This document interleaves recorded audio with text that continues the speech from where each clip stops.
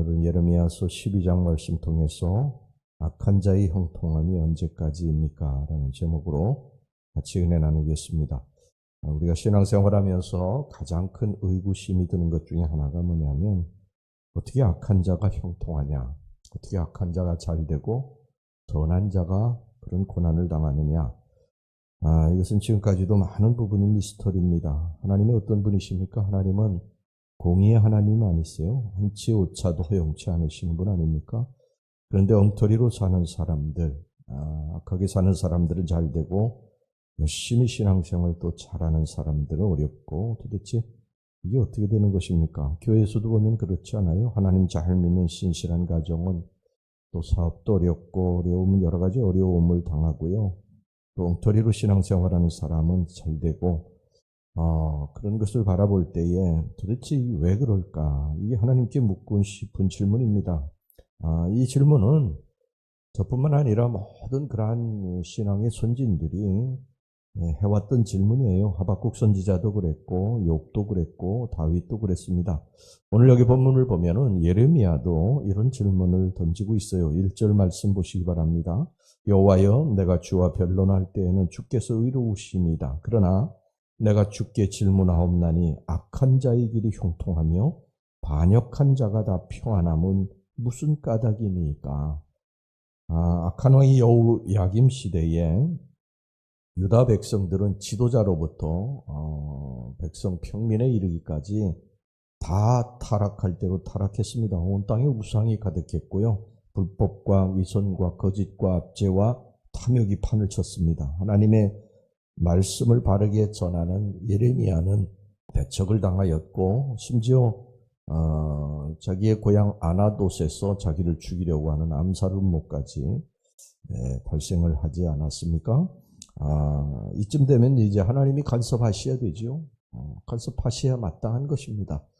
악하게 하나님 앞에 우상 섬기고 이방신 앞에 절하고 하는 이런 자들은 하나님께서 처단하시고 정말 예레미야와 같이 신실하게 하나님 앞에 바로 서는 자는 하나님께서 높이시고 또 세워주셔야 마땅한 것 아니겠어요? 그런데 거꾸로입니다. 거꾸로.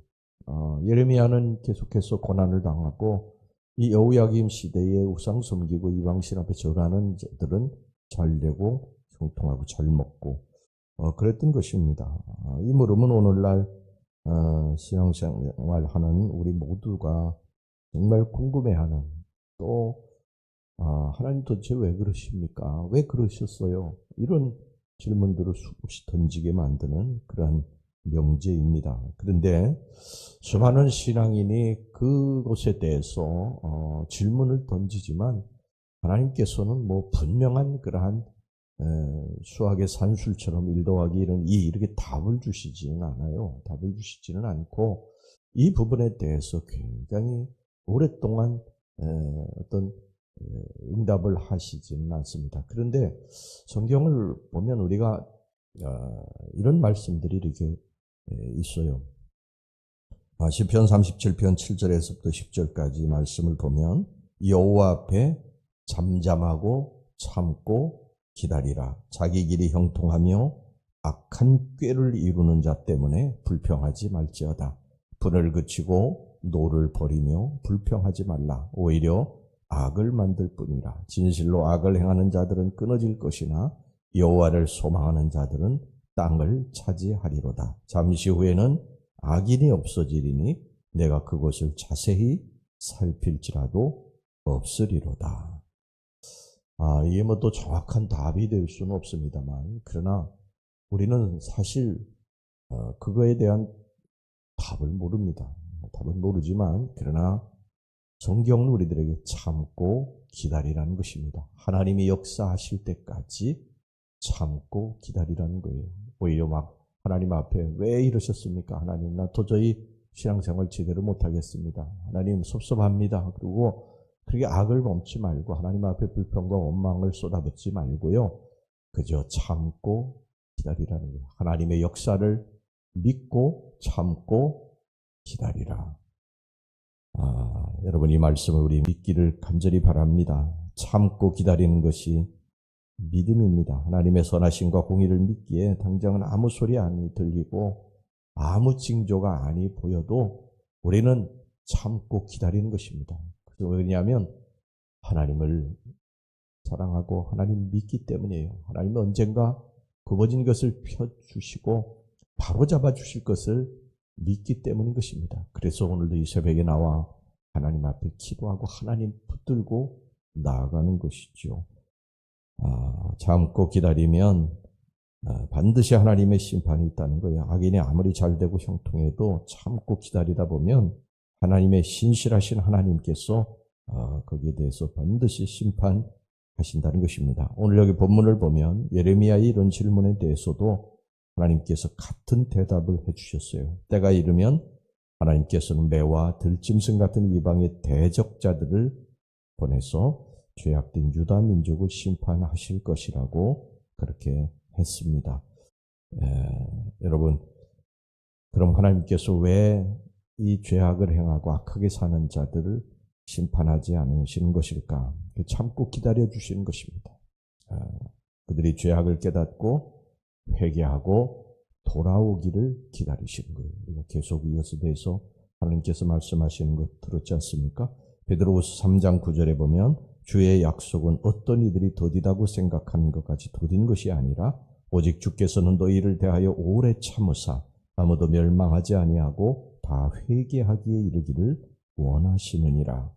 오늘 여기 본문을 보면 하나님의 사랑이 잘 나타나 있어요. 유다 백성들이, 당신의 백성들이 하나님을 떠나가지고 자신을 떠나가지고 타락하고 악하게 사는 것에 대해서 완전히 그것을 끊어버리시고 이제 하나님이 심판만 이렇게 내리시는 것이 아니라 하나님이 그들이 돌아오기를 그렇게 원하시고 이제 하나님이 이방 나라를 들어서 그들을 치시지 않습니까? 근데 치실 때에 심하게 치시면 거기에 대해서 이방 나라를 심판하시는. 그러니까 이게 성경을 보면 정말 어떻게 보면 하나님의 백성이라고 택함받은 이스라엘 백성들, 유다 백성들이 하나님 앞에 범죄하고 타락하고 불순종하고 하나님을 멀리하고 그렇게 살아가는 것에 대해서 하나님 막 진노하시고 돌아오라고, 제발 너희들 돌아오라고 그렇게 말씀을 끝까지 돌아오시지 않아가지고 하나님이 그들을 치시는데, 치실 때에 하나님 너무 가슴 아파하시고, 우리가 여러분 자식을 키울 때 자식이 잘못하면 회초리를 들 때가 있지 않습니까? 그 회초리를 들을 때 부모 마음이, 그 회초리를 들고 부모 마음이 뭐 기쁘고 즐겁고 그렇습니까? 너무 아프지 않습니까?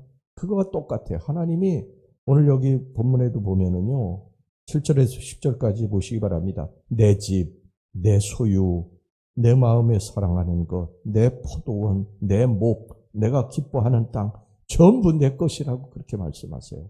내 자식, 내 자식, 내 사랑하는 자식, 내 사랑하는 자식이 나를 떠나서 저렇게 방탕하는 것에 대해서 가슴 아파하시고 돌아오기를 그렇게 기다리시는 것이죠.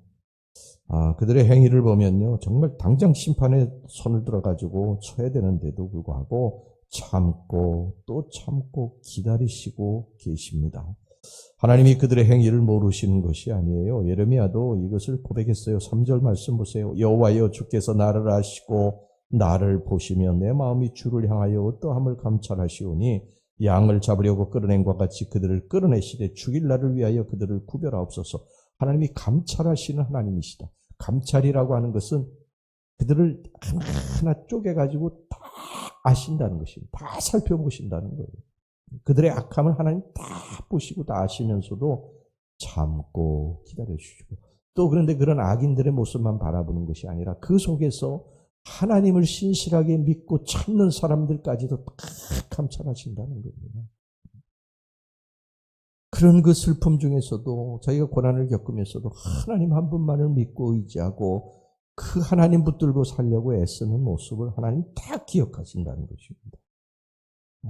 그래서 하나님은 이런 악한 자들이 돌아오기를 기다리고 계십니다. 그것은 하나님의 백성들이 멸망당하는 것을 원치 않으시기 때문입니다. 에스겔서 18장 23절에 이렇게 말씀해요. 주 여호와의 말씀이니라. 내가 어찌 악인이 죽는 것을 조금인들 기뻐하랴. 그가 돌이켜 그 길에서 떠나 사는 것을 어찌 기뻐하지 아니하겠느냐. 돌아올 때 하나님이 너무너무 기뻐하신다는 것이죠. 여러분, 누가복음 15장의 탕자의 비유에 탕자가 아버지 집으로 돌아오니까 아버지가 달려가서 그 아들을 끌어안고 입을 맞추고 막 하인들에게 얘들아 내 죽었던 아들이 돌아왔다. 그러면서 저 더러운 옷을 벗기고 새 옷을 입히고 새 신발 신기고 손에 가락지를 끼우고 송아지를 잡아라 잔치를 열자고 이 아버지의 모습이 하나님의 모습이 거기 너무 정확하게 기록되어 있지 않습니까? 하나님의 우리가 돌아오면 그렇게 기뻐하신다. 내 아들이 돌아왔다고. 그러나 여러분 언제까지나 그 심판이 보류되는 것은 아닙니다. 하나님께서 참고 기다려 주실 때에 돌아와야 되는 것입니다. 성경에 보면 구약에 보면 여호와의 날이라고 있어요. 여호와의 날은 심판의 날입니다. 선인에게는 하나님의 축복의 날이고요. 하나님이 세우시는 날이지만 악인에게는 심판의 날입니다. 무서운 날입니다. 하나님의 여호와의 날이 임하게 되면 악한 자가 불로 멸망하게 됩니다. 선인에게는 축복의 날이 되지만 악인에게는 무서운 심판의 날이 되는 것입니다. 이날은 공의가 바로 세워지고 악인은 심판을 선인은 축복을 받게 될 것이고요. 알곡은 곳간에 죽정이는 타는 물에 던져지게 될 것입니다. 아직은 여러분 때가 아니죠. 알곡과 가라지가 뒤엉켜 있습니다. 같이 자라고 있어요. 가라지로 인해서 알곡이 상처를 입기도 합니다. 그러나 농부가 손을 댈 때가 온다는 것이죠. 가라지를 뽑아버릴 때가 온다는 것입니다.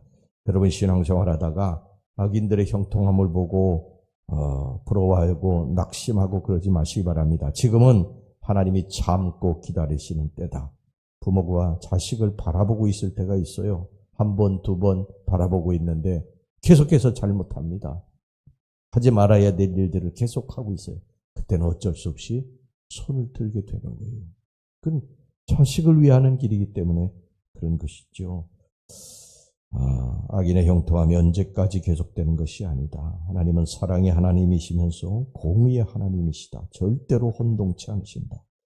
의인의 형통함, 악인의 멸망, 여러분 이것을 믿고 끝까지 한결같이 신앙생활 잘 하시는 여러분들이 되시길 주의 이름으로 축원합니다. 기도하겠습니다. 하나님 아버지, 우리들이 악인의 형통함을 보고 의인이 고난을 겪는 것을 보고 어떻게 그러실 수 있느냐고 때로 원망도 하고 낙심도 하지만 반드시 하나님께서 이것을 바로잡아 주실 때가 있다고 성경이 말씀하고 있습니다. 지금은 유예 기간 참고 기다리고 돌아오기를 원하시는 기간이다. 성경 우리들에게 이것을 말씀하시고 계시오니 하나님 이것을 깨닫고 주님이 기다려 주실 때 주님께로 돌이키는 지혜로운 성도들이 되게 주시옵소서. 예수님의 이름으로 기도하옵나이다. 아멘.